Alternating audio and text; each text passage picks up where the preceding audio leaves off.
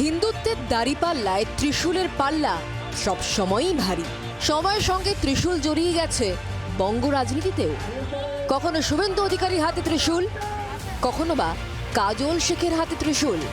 আধ্যাত্মিক প্রেক্ষাপটে ত্রিশূলকে প্রায়শই ভারসাম্য ও সম্প্রীতির প্রতীক হিসেবে দেখা হয়। কিন্তু ধান ভানতে শিবের গীতের মতো ত্রিশূল প্রসঙ্গ কিভাবে আসছে? ভোটের আগে আবারও নিবিড় সংযোগ করতে চাইছে বিজেপি।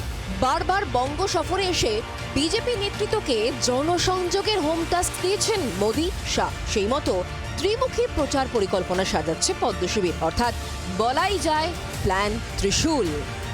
প্রথমত, ঘরে ঘরে জনসংযোগ। দ্বিতীয়ত, কেন্দ্রীয় প্রকল্প নিয়ে ব্যাপক প্রচার অভিযান। তৃতীয়ত, ঘরোয়া বৈঠকে অংশ নেবেন বিজেপির শীর্ষ নেতারা। এই ত্রিফলা প্রচার পরিকল্পনা দিয়ে বিধানসভায় বাজিমাত করা যাবে বলে মনে করছেন বিজেপি নেতাদের একাংশ। বিজেপি পরিকল্পনাকে তীব্র কটাক্ষ তৃণমূলে। বিএলএ 2 দিতে পারে না। বিজেপির নাকি ত্রিশূল সম্পর্ক ঘরে ঘরে, বুথে লোক নেই যাদের, এজেন্ট দিতে পারবে না অর্ধেক জায়গায়, তাদের আবার কর্মসূচি বুথ ভিত্তিক, গরুর গাড়ির হেডলাইট।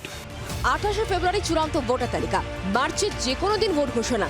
তাই হাতে আর বেশি সময় নেই। বিজেপির এই কর্মকাণ্ড চলবে 25 ফেব্রুয়ারি পর্যন্ত। মমিতা চক্রবর্তী রিপোর্ট, জি24 ঘন্টা। বাংলার আওয়াজ, বাঙালির আবেগ, জি24 ঘন্টা।